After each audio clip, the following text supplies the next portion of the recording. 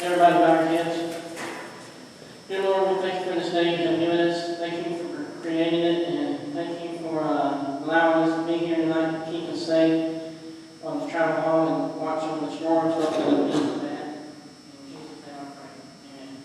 Amen. Face the flag, take your hand on the heart. I pledge allegiance to the flag of the United States of America and to the republic for which it stands, one nation, under God, indivisible, with liberty and justice for all.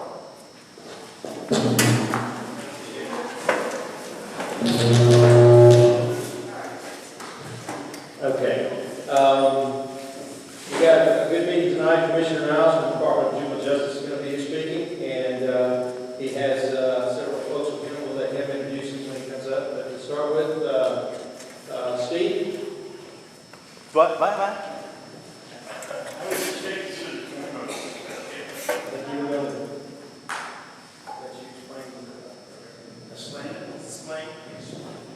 Evening, folks.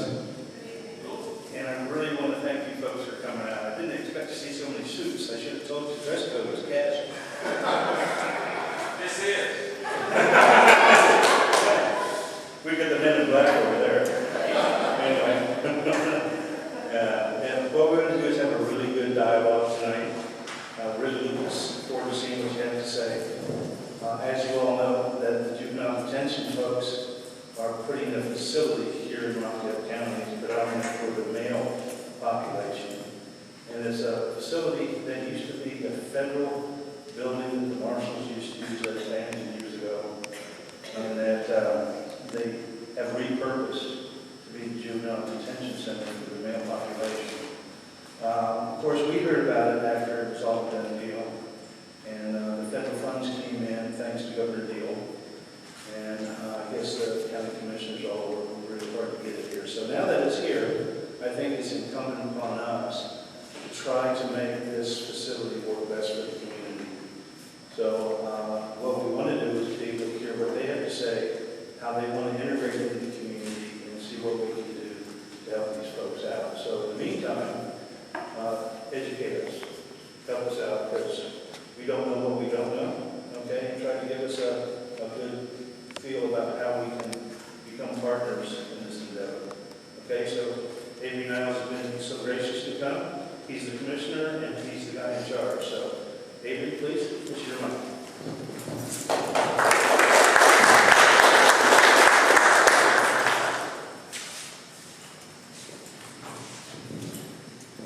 Rockdale County.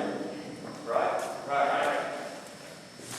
I got your flag here, and I'm looking at the purpose. So can y'all notice how far I'm passing off, right? My glasses are not cooperating. To promote excellence, to strengthen the community, to contribute, to inform,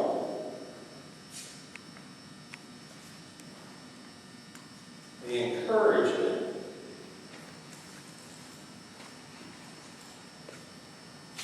to promote.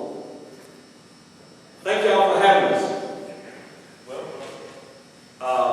Of course, this is one of the newest facilities in our operation. It will be our 28th facility. It's a 52-bed facility. We're going to hire 107 employees. That's 170 hamburgers, hot dogs, whatever they buy in this county. It's going to add to the economy. It's going to be great for this area. One of the key things about when we remission a facility or inherit a facility, we look at how does that fit in our master plan. Of course, this program, this facility originated some years ago. It was discussed and planned, I think it was around 2009, and here we are 2013. Some people say that's about the pace of government, but I say it's the pace of government to make sure that the planning is done correctly.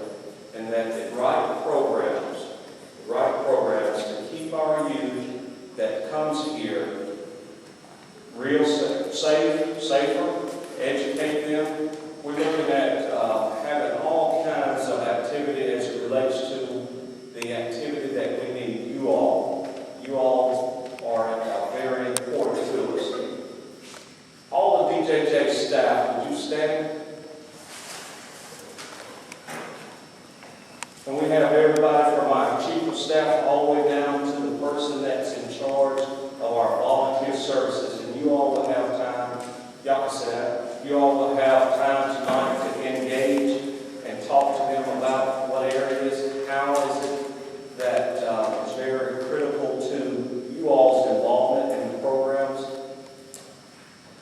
One of the things that's real dear and near to my heart, and that's volunteer services. Volunteer services. Volunteer services meaning that where we partner with the community, to where the community come inside our facilities. And when they come in with the vision to install hope in a hopeless environment. Some are youth. For whatever reason, society has said they don't fit.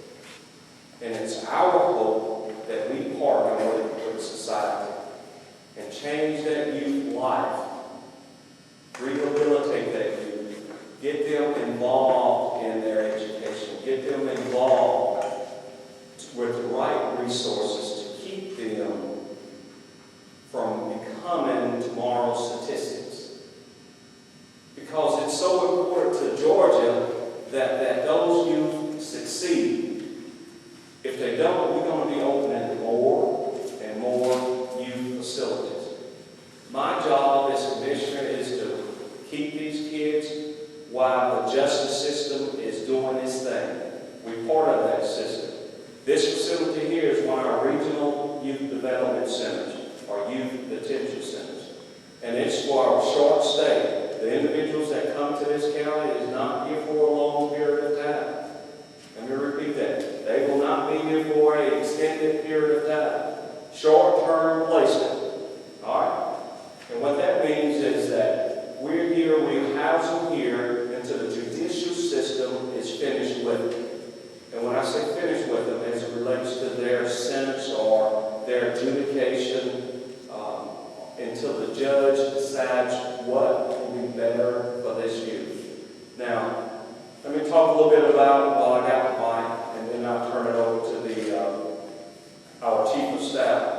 But while I'm here, let me talk a little bit about what's in the news the last couple of months, and that's juvenile justice reform. Juvenile justice reform involves each and every one of us sitting here today. That is where we take those low-risk, nonviolent youth and reintegrate those, transform those youth from a secure facility back out in the community. But before we do that, we have to have those community embracing, whether that's a location that will provide for some kind of rehabilitation, evidence-based, so that if the judge say we need for Avery Niles to engage in some substance abuse treatment, to keep them from re-offending, then that community embrace that. Of course, Governor Neal signed that bill into law, and it goes in effect on January 1. Some people may say Georgia is getting soft on that criminal element. I disagree with them. Georgia's getting smarter. We're getting smarter because we're looking at programs. We're looking at that person becoming a productive citizen. Just because they have done something wrong at the criminal level, we believe in a second chance society. Okay? There's not one person that's a perfect individual in this world. And when we have a youth that is misguided, it's up to us to put programs in place so that person can become a productive citizen. This facility that we open here in Rockdale is going to be one of those facilities. Near and dear to my heart. And one of the things that I say near and dear, because this guy or thumbprint, you that's sitting in the seat, our staff that's going to be working in the facility, this is their home. And how many of us love to go on vacation? But how many of us love to leave vacation and come home to where we really can, of course, I can cut my hair off.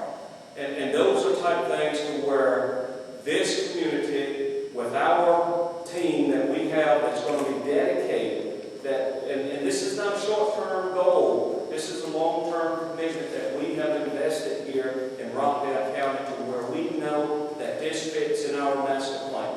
This is home. Home is home. Our staff is going to be dedicated here.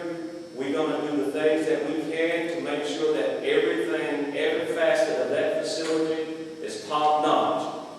I think in the next couple of months we'll have an open house, and I will challenge each and every one of you to take part in that. Also, I challenge each and every one of you to take part into the mentorship, to where some of our kids that are misguided need that male role model. Some of our youth that come in our facility, the only time that they see a man in their life, it's when somebody, the judge or whomever. We need that male figure to come out of the community to embrace that youth. We need our females that sit in here to take part in our females, not necessarily here at this facility, but do partner with some of our other facilities to take part in those volunteer services. Like I said, we cannot do this alone. I can keep them. I can house them here in our new facility. But at the end of the day, it's what we do for the least of them that matters. Okay? And why not take advantage of when somebody is at the worst of their state? Why not embrace them? Why not put into them the things that you want to help us help them achieve in their life? Whether that's through education, or whether that's through vocational training, or whether that's through just being there to help pray for these individuals. It's what we do for the least of these that matters at the end of the day. All right? Anybody got any questions for me before I turn it over to my main man? Yes, ma'am. I want to be sure that I understood you. Hope I don't say. Did I hear you say that these are all low risk? These individuals here, short-term placements. Meaning short-term, we look at this is our regional development center, meaning that a regional detention facility, things that happen in the region, this is where those also were transported. Now, we hope that those youth will be, as misguided, won't be violent youth. We hope that. But I don't know what comes in my door. I don't control that. Your local sheriffs and police chiefs does. Okay? Yes, sir. You say on short term, how can you help somebody short term? I mean, these kids obviously got a lot of problems. And if you're talking about short term, it's not magic. I mean, experience a lot of this firsthand. It's not magic. It can't happen overnight. What is going to be different about your approach that's going to take the short term and turn this kid around? That's a good question. It's the engagement, it's the embracing that we do on the short term. And when I say short term, it's anywhere from 6 months, it could be a year. It's just for the judge to decide that youth need to be placed somewhere else.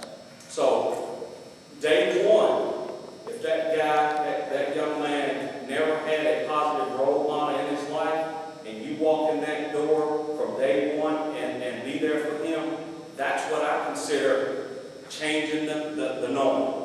The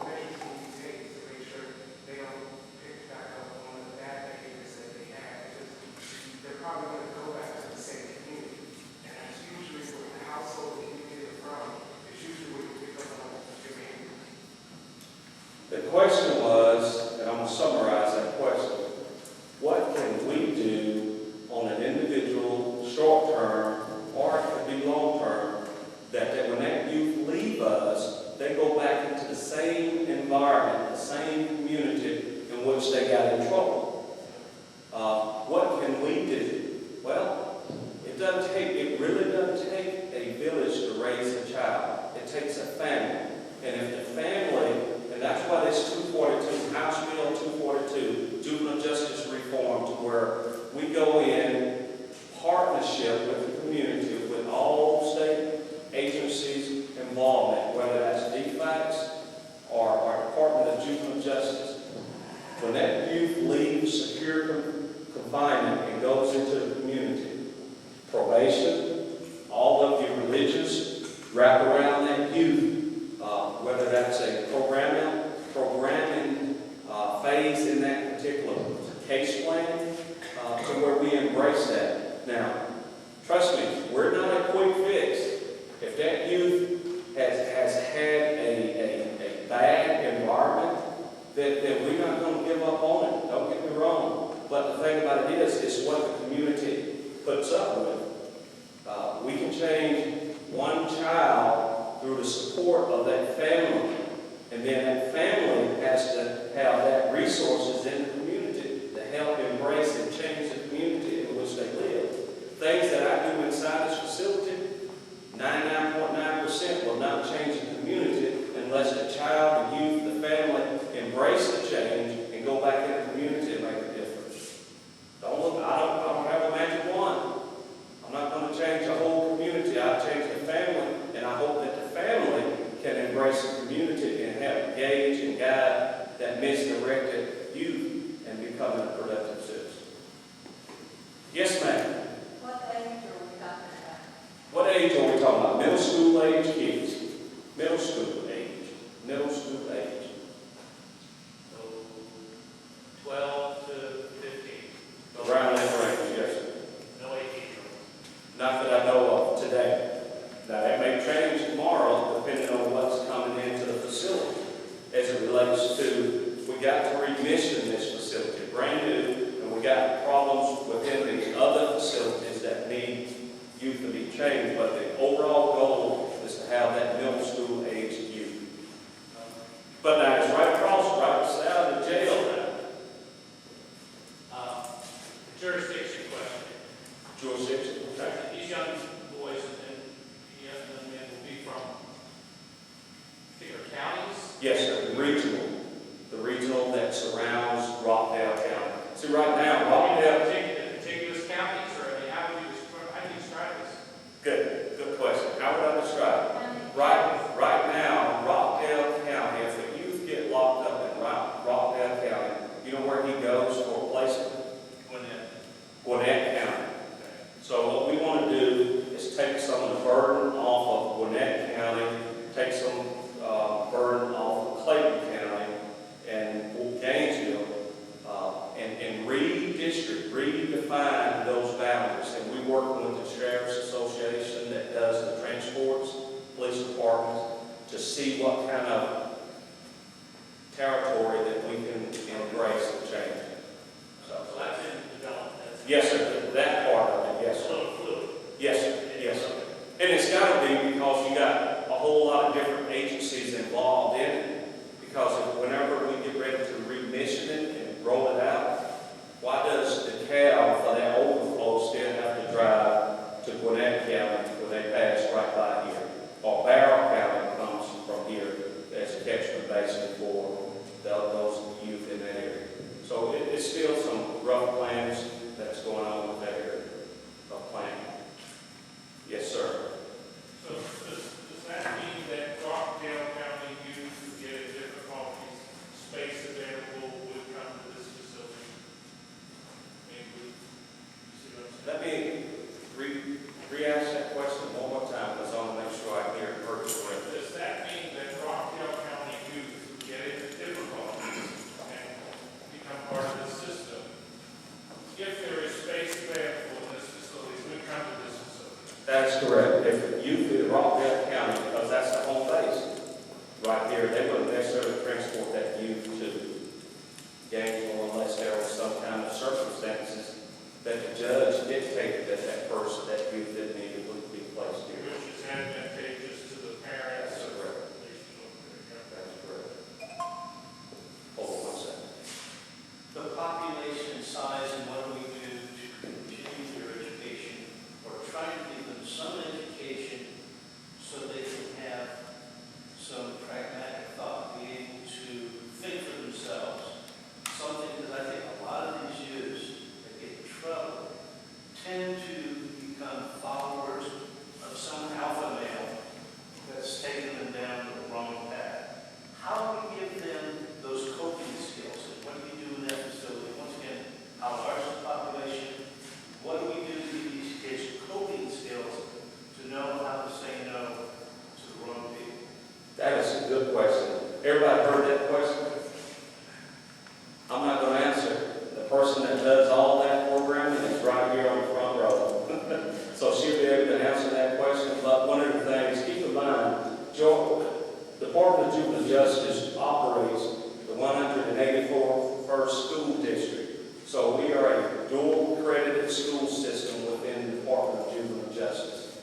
And, that specific question concerning how do you get that youth disengaged from that male, that dominant person.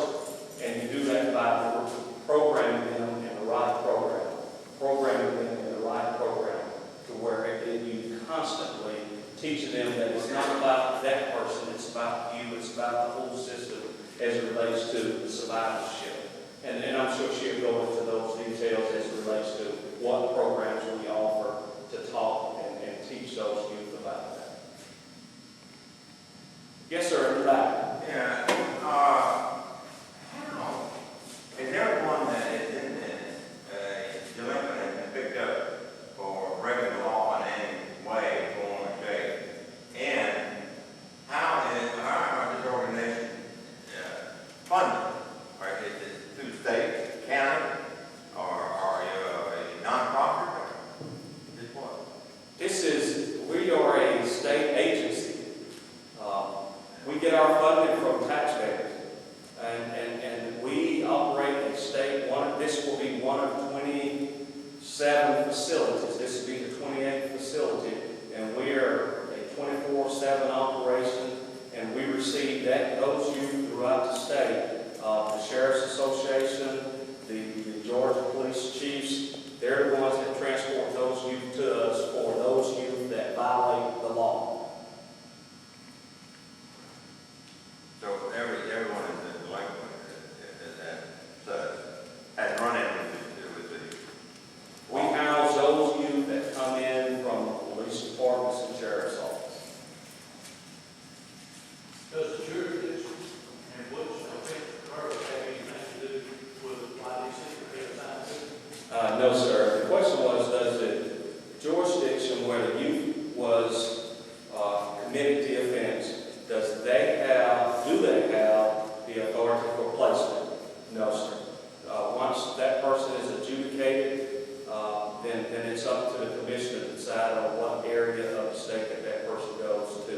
Now, keep in mind, one of the key things about a rehabilitation, a program to where we want the family connection, it will be detrimental to that youth if we transport that youth throughout other part of the state where he loses track of his family connection. And then he gets to that alpha male, and that's his role model. So we take that in consideration, but we also take our classification, make sure that we put inside those particular facilities like cases as it relates to the charges. And those are typically long-term facilities that we do that. Yes, sir. So I understand, these young men have gone before a judge and been sentenced. These individuals have been arrested, not found guilty, in which they have been accused of a crime, will be here at this facility. So they're waiting to go before a judge. Pre-trial. Pre-trial. Think pre-trial. RYDCs is pre-trial type youth that's accused that necessarily hadn't been adjudicated. Yes, sir. I take one more and then I've got to be in Augusta. Anybody? Well, let me do this. staff, they're gonna remain. Y'all engage them, beat them up if you want to. Beat them up back. Just don't leave a mark on them. So, but I do want to thank you all. This is a partnership. We look forward to you all at our open house that we will make sure that you know about. Walk through the facility, ask those further questions. It's a facility, the gymnasium. How do you do one? How do you do one? It's a facility in which we have an education wing. It looks just like a middle school. It's just where we house them youth. We make it as open as we can. It's a secure facility. It is a secure facility. It's right there on the same complex where I think the jail is. This is a secure facility. All right. Thank you. And I'm going to turn the remaining of my 3 minutes that remaining to our Chief of Staff, the Assistant Commissioner, Mark Sexton.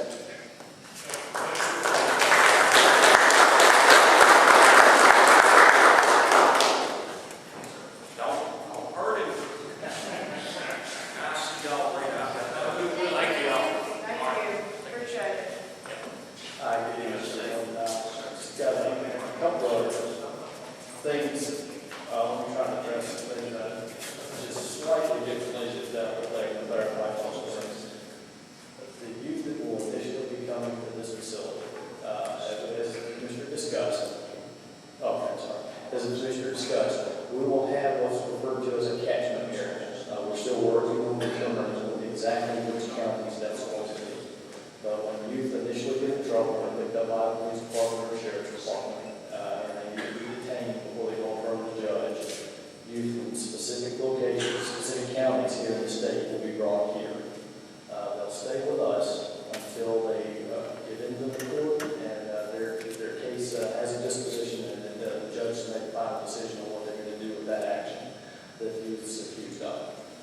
If they are committed to a long-term detention, the youth will then be moved to one of the youth development centers. We have 7 youth development centers around the state. Those are our longer-term facilities. The rough comparison, if you're familiar with the adult system, is this will act like a jail, a county-level jail. The YDCs, the youth development centers that are our long-term campuses, are more relative to a prison than the adult system.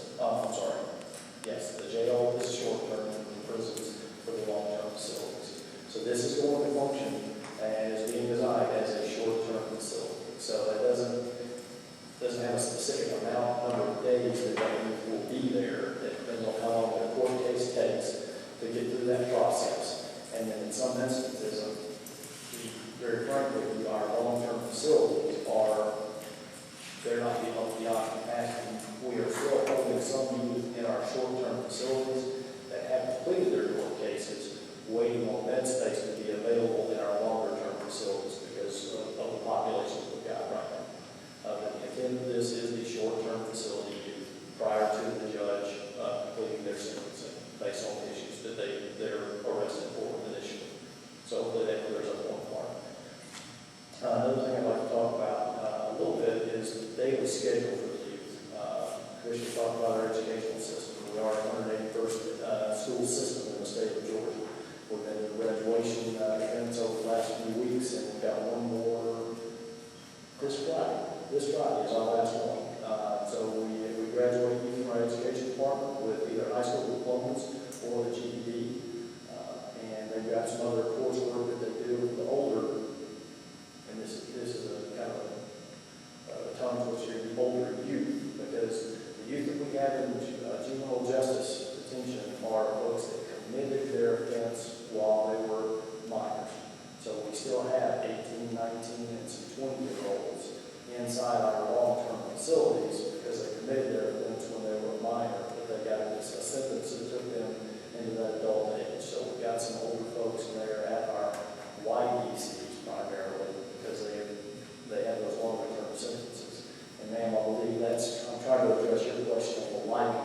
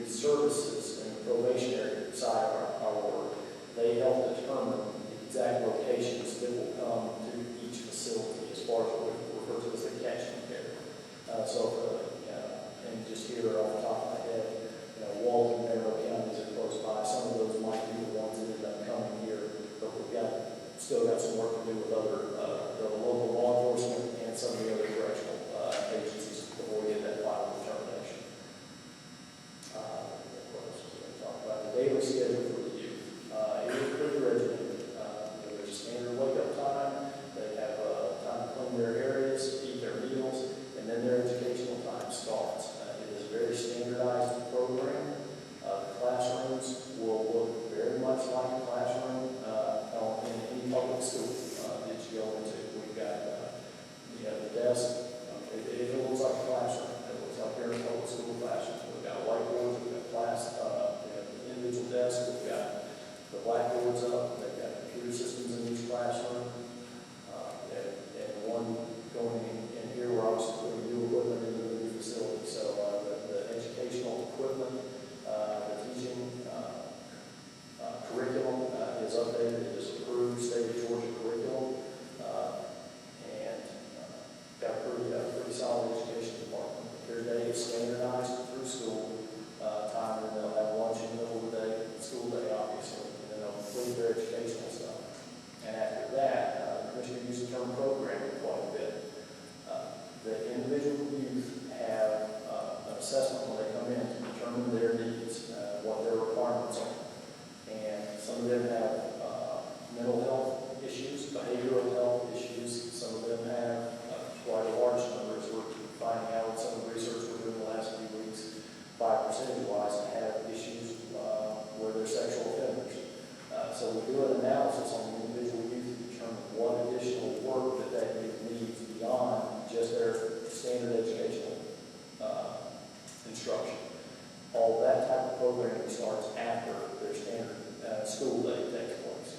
And then we've obviously got some time in there for physical education stuff. Get them outside, let them exercise a little bit. You've got a group of, young boys from 12 to 15 years old stacked up. They got to get them out and give them some exercise and burn some of that energy off, because that energy is going somewhere because they're that age group. So we try to make sure that's done in a structured manner as well. And at the end of that, they come in for their evening meal, and then depends on which location it is. I'm not sure exactly the visitation time frames. And there'll be some visitation times, and then on weekends, we'll schedule obviously a little bit different. But their 5-day-a-week schedule is much, we try and structure it as much like what you would think a standard family day at home is. You get up, eat breakfast, you go to school, you do your after school work, you do your homework, and you have your evening downtime for individual things like writing letters home, or they have common area day rooms where there's televisions, there's different video games and things like that available for them, based on how their behavior is during the day. As long as they're not causing any trouble, they've got access to those type of things. So just kind of want to give you a picture of the kids' standard day, and then hopefully that answers some of the questions. I'll go real briefly back to some numbers, because I'm sure this is part of our interest as well. Commissioner mentioned we've got 107 staff scheduled to work here. And I'm not going to read every one of these, but our security out of that is approximately 67 personnel. Let's see, medical, we've got 6 medical personnel, got 3 part-time dental personnel that will be there, about 6 educators, 6 teachers. What else do I like to highlight? 2 full-time social service providers that will be there, and they will coordinate for many other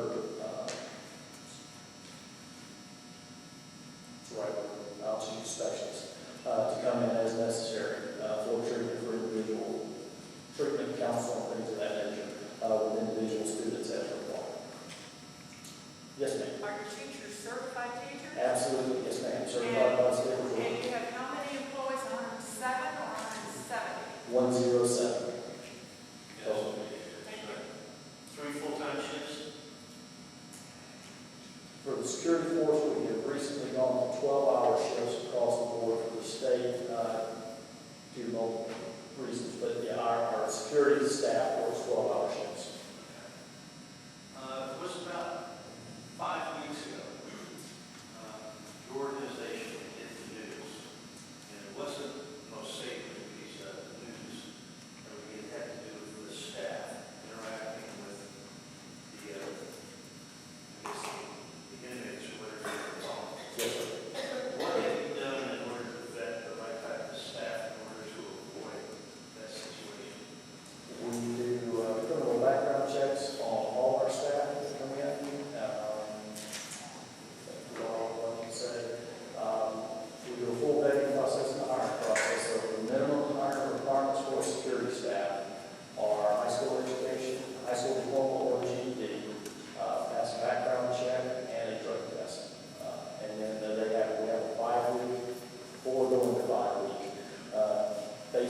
training program for our junior correctional officers that's done at the training academy site before they are able to do an assigned duty.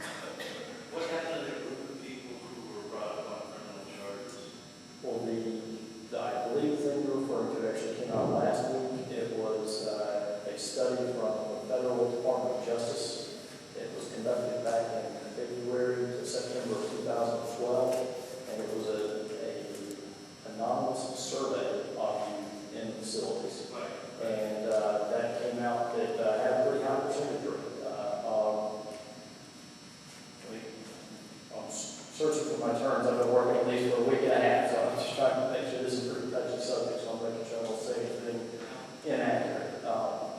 Those were not allegations of sexual incidents inside our facilities. Those were, I apologize, but I'm lost for the correct term that those youth did on that anonymous survey. The numbers I can tell you, and they have been included in our own press releases in response to that report that came out. We researched our own 2012 reported incidents inside our facilities across all 27 that are operating in the state. And we had 149 incidents that were reported to our, that we are tracking in our system that were reported in 2012, calendar year 2012. Of those 149 cases, I don't have the substantiated and unsubstantiated numbers on the top of my head, but we've got those. We had 42 as of last Friday. We had 42 of those 149 investigations were still open. I can tell you we did. Make sure. Yeah, I'm not going to say that number because I'm not sure that's been published yet. We have taken corrective action where we found substantiated allegations against our staff. I'll put it that way. I won't put out a number because I might not have the exact number right on top of my head based on everything we looked at. But when we have found a substantiated allegation against the staff member, they have been prosecuted. And we have done that for more than one staff member. Good. Commissioner, and all of our staff take the security of our youth that are in our care as our top priority. The Commissioner's got what he refers to as his top 5 priorities, and the first one of those is to operate safe and secure facilities and community services and provide appropriate educational opportunities. And safety and security of the youth is a top priority for us. We won't tolerate any staff improprieties with the youth, nor will we tolerate any youth improprieties against staff members. One of the numbers we came up with as we've been developing our information is that about 66% of our security staff are females, which is kind of an interesting dynamic when you look at the percentages of the males that are in our detained population. I don't have that exact number off the top of my head, but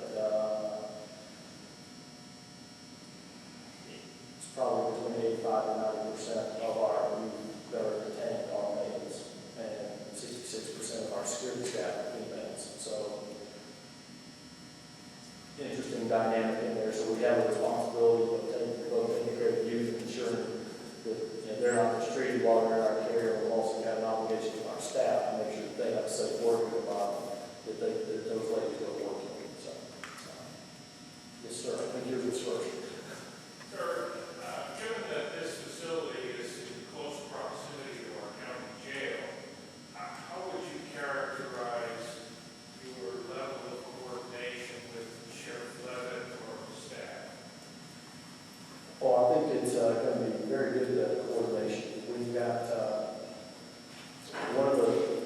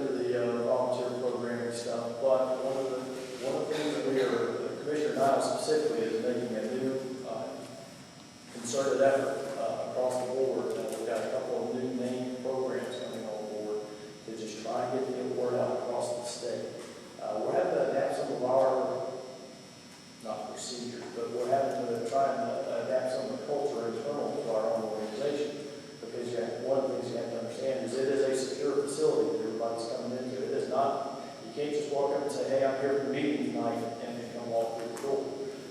There's a vetting process even for volunteers. We have just updated that as of today and gotten that process down to a one-page form as opposed to the multi-page process that we used to have to go through. The commissioner just approved that earlier this afternoon. There is still a background check that's required for volunteers to be vetted to be able to come into the facility. So once you're on that list and you're approved, you won't have any problem. But it's still, even I pull up in the parking lot, I pull all my stuff off, and I take almost everything out of my pockets and everything. I walk in with 2 ID cards and my state issued cell phone, and that's it. And then I go walk inside. So I mean, it's a process just to get in there. But then I think once we get some folks involved, and everybody's not going to have a great experience the first day you walk in the door, because these aren't the kids out of the Sunday school class that we're dealing with. But the more you get to interact with them, and every one of those youth are not going to take advantage of that when folks walk through the door, but some of them will. Some of them are just looking for a role model or somebody to look up and show up more than one time and know that somebody cares about them. I'll tell you, I've been here, I think yesterday was my 3-month mark of the organization. The memory that won't get out of my head came the first Friday I was here. We had a 19-year-old young man that was complete with all of his detention time that the judge had sentenced him to. But we didn't have enough of the program that we were talking about, or whatever his issues were, that he hadn't completed enough of that. And so we needed to place him out into a halfway house, I'll just use that term, that had the right program. We did not have any of those available at that point in time. So that young man, on the day he had marked on his calendar for years, hit that date and could not believe the gentleman was in defects custody when he was arrested to begin with, so his family had already written him off however many years ago. He'd done everything that the state told him to do while he was in. He met his mark on the wall. It was time for him to leave, and he couldn't go. There wasn't anybody out there that was willing to take that young man up and make sure he got into the right program. That's one story that will get out of my head from my first week of work doing this. So there's a lot of good that can be done. We need to reach out and make sure we've got folks that look like everybody that walk in our doors. Our population runs the gamut on the full spectrum of the population out there from the facilities that I've been in. But we need folks that look like everybody coming through our doors to help these folks out. Yes, sir. Back to the security issues, you have guards, but you have security cameras. Yes, sir. We do. We just, I don't remember the dollar figure off the top of my head, but we just approved this last week to upgrade the type of security cameras that we're going in here. We're planning on using some, reusing some cameras from an old facility that was taken down. We just, end of year money, the state's fiscal year goes from the 1st of July to the end of June.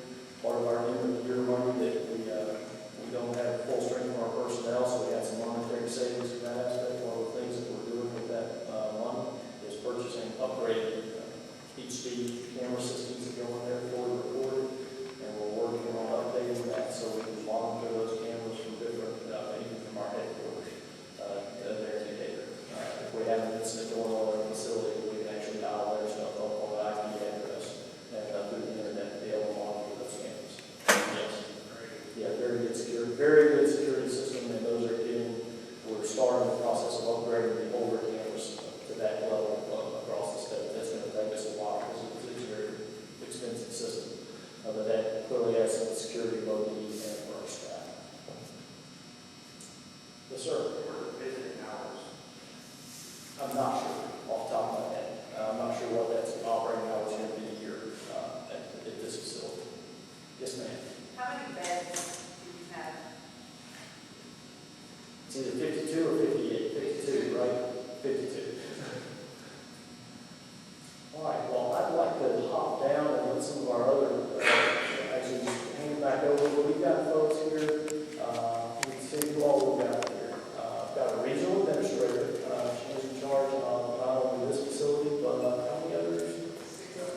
6 other facilities in just the fourth part of the state.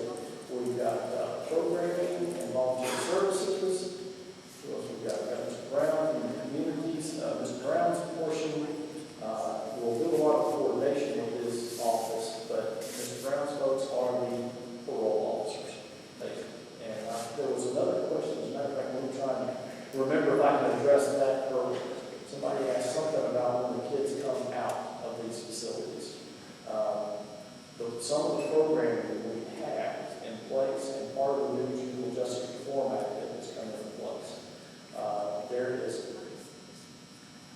between the state and federal government, there is $6 billion available for the communities, courts to use to develop community-based programs for kids that have done some offenses but don't need to be locked up and put away in a secure facility.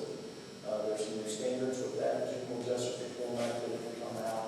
Bottom line is they're trying to make an adjustment to where only the folks with violent offenses or things like drug dealing, not just the fact that the kid happens to be, using drugs at the time, but the drug dealers and violent offense type things will actually go into the security department. They're trying to develop more community programs and go to deals to make some of this money available for folks to get things like other community-based programs. Evening reporting center for the kids is an example, where they go to school during the day, but they've got to be at the evening reporting center from 4 o'clock to 9 o'clock at night, for instance. They'll do their homework, they'll have some kind of classes or behavioral health therapy or things of that nature. They'll eat dinner and things and then at 9 o'clock, they're clear to go back to their home. So there's that type of thing is what is intended for those programmatic, that $6 million that's available to be used across the state of Georgia and that's going to be at an individual county level.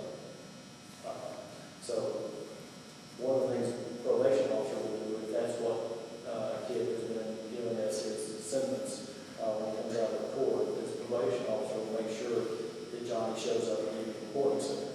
He'll go check the logs, he'll come in, he'll see Johnny while he's there, he'll make sure he's showing up. If he's not, that's when we'll take actions if they have parole violations. There are a myriad of different programs currently in place that range everywhere from the youth just having to wear an ankle monitor to ensure that they stay in their local proximity to their home that were given by the judge, all the way up to residential programs that are not necessarily our secure facilities. There are many places that run camps, got all sorts of different things where you can actually go live there and have educational, they go to that private location school and get their assistance for whatever their individual needs are. So we've got a spectrum of all that we currently run those programs from our budget at the state level. You can't find the $6 million just to make that available to local counties, so they can determine which of those programs they want to use for their own need in their county, and they'll do that. I hope I've answered a lot of your questions. We'll stick around for conversations with the service. If you don't mind, I'll turn it back over, and we'll get here when we're done with the formal part of the program and talk. Thank you, Mark. Thank you. But I think it's very important that if you have any more questions, I'm sorry about that. Carrie, Ms. Hamilton, she is doing a volunteer thing. So if you have a propensity to try to get involved as a volunteer, please see her. The young lady in the turquoise sweater, she's going to be in charge of all the services there. So if you want to talk about the actual services that are now, she's the person to talk to. If you want to talk about the long arm of the law, that's locked down Brown right there, and you can talk to him. Okay, he's a good guy. But all of these folks, regional manager is back there in the end of the aisle, she'd be more than happy to talk. And we have this young lady here who's a Rockville County resident, who's going to be working there. She's got some tenure. She was working out in the Macon facility for a while. So she's bringing some experience to the facility. I'm sure that it's going to work out just fine. So as we close down, we have a little bit of coffee over here. It's decaf, so you won't get wired. Yes, sir? Okay, please come up and make an announcement. Once again, I want to thank you very much for very interesting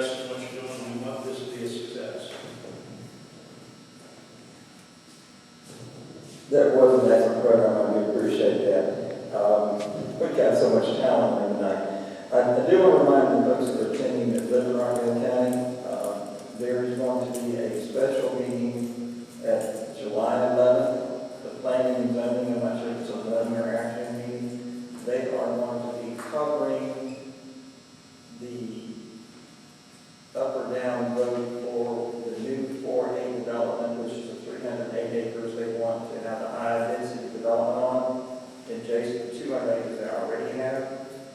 If you can be, try to find out, I don't know myself personally, but one of their afternoon meeting, but be at that meeting because the city council's last meeting said they will defer until Rockdale County decides how they vote on that development.